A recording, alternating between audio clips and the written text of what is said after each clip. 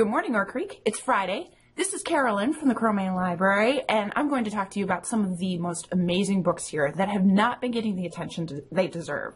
I mean, we've all heard of Percy Jackson and If I Stay, and of course Divergent, but these books are just as good, if not better. All right, let's get started. So everyone is obsessed with The Maze Runner, and don't get me wrong, I love that series too, but there's another one that James Dashner wrote that is even better than The Maze Runner. The first book is called The Eye of Minds, and it's about this world where you can basically live in a video game. It's called Lifeblood, and it's the most awesome thing ever. You can live any life you want. The problem is, there's this hacker called Kane who's been forcing people to do these really weird things. And let me tell you, one of the really weird things is the opening scene, and I still have not recovered from it. So Michael gets kidnapped and roped into finding out who Kane is and figure out what his master plan is without ending up dead or trapped in the burnt net. There's tons of action. There's tons of gaming. It is seriously, you won't be able to put it down. It is seriously awesome. Okay, the next book I'm going to talk about is Cinder by Marissa Mayer. This book is Cinderella meets Star Wars, which shouldn't go together, but it totally does. Cinder is a mechanic working in New Beijing, and she lives with her evil stepmother and the evil stepsister, but then she also has one stepsister that she actually likes. Now, three things happen. Cinder's sister is diagnosed with the plague. The Lunar Queen arrives in New Beijing, and yes, lunar as in moon.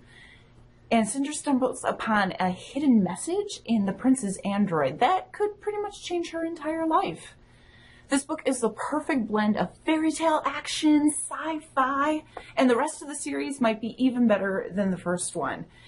They feature characters like Rapunzel, the Little Red Riding Hood, and an evil queen that makes Maleficent look like Grumpy Cat. Everyone I know who's read this book has loved it, and I cannot wait for the last book in the series to come out. So if you loved The Fault in Our Stars, you have to read This Star Won't Go Out by Esther Earl.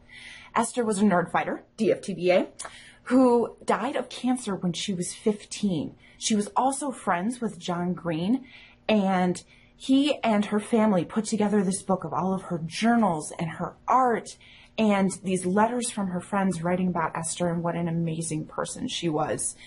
You have to read this book. I cried for 3 solid hours. It was that amazing. Nick Lake is one of the best authors out there, but he has this one book that has kind of slipped under the radar. It's called Hostage 3, and in it, Amy and her family go on this yacht trip around the world, which sounds awesome, except for all of the family drama. Well, another even more dramatic thing happens when they reach the Indian Ocean. Their yacht is taken over by pirates. Yes, I said pirates. These pirates have decided to ransom the entire family, and Amy has to choose between escape or saving one of the pirates. This is a very awesome book, but the plot is only a little piece of it. It's the way it's done that makes this book really interesting. I'm not going to give anything away, but you have to pick it up to find out. This book came out last month, and I can already tell you it is going to be the next big thing. It's called The Red Queen by Victoria Aveyard, and I'm telling you it's the next big thing because I called The Fault in Our Stars a year before it started blowing up all over the place. Okay, so in this world, there are the Silvers and there are the Reds. The Silvers have like these godlike, amazing superpowers, and the Reds, their entire purpose is just to serve the Silvers. They're treated like dirt. Complete slaves to the Silvers. Well, one of the Reds, named Mare, suddenly has this power. So the Silvers decide to adopt her as her own and betroth her to this prince, basically because they know she has the power to start an uprising. This is the first book in a planned trilogy. It already has movie rights, and it's going to be huge. Seriously, read it. And then you'll be the person saying, hey, I read that book. I totally called that. So I love fantasy books, and one of the best books out there has to be The False Prince by Jennifer Nielsen. These 4 boys get taken from an orphanage and told that the entire royal family has been murdered. One of these boys will attempt to become this missing prince and take over the throne. The problem is there's 4 of them and only one of them can take the throne. This is such a good book. There's so much action in there, political intrigue in there, sword fighting, you name it, this book has it. There's also this incredible twist that only, I think, really smart readers will see coming. So read this book and tell me if you guess the twist before the end. Steve Schenken has to be one of the best nonfiction writers out there, ever, maybe. A lot of you might know his name from the book Bomb, which I totally think should be a TV series. It's got this spy stuff going on. It's about making the atomic bomb. I mean, what's not to love? But his new book that just came out, that one's called The Port Chicago 50, Disaster, Mutiny, and the Fight for Civil Rights. And this one is going to be on everybody's bestseller list. Okay, during World War II, there was this Navy base in Port Chicago, California. And one day, an explosion just completely decimated the place. It blew out windows a mile away. Well, that was big in and of itself, but it's what happened after this explosion that really is our story. The explosion basically highlighted all of the segregation on the Navy base.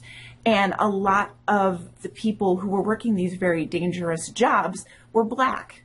Well, they decided to go on strike to argue for the end of segregation and paid a ridiculous price for it. If you love Divergent, you have to read Legend by Marie Lu. I think this book actually might be better than Divergent. Can I say that now without legions of Divergent fans coming after me? I don't know, but anyway, Day is the most wanted criminal in the Republic.